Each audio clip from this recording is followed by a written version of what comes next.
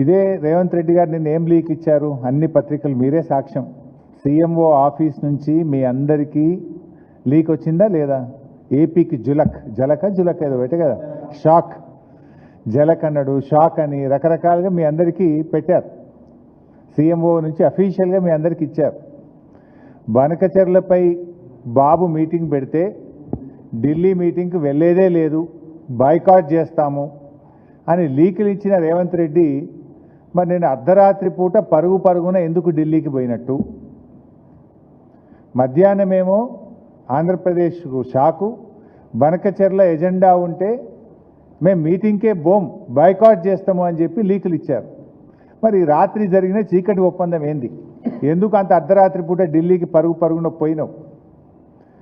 Banakacherla agenda ఉన్న మీటింగ్లో ఎందుకు పాల్గొన్నారో ఇవాళ ముఖ్యమంత్రి గారు సమాధానం చెప్పాల్సినటువంటి అవసరం ఉంది.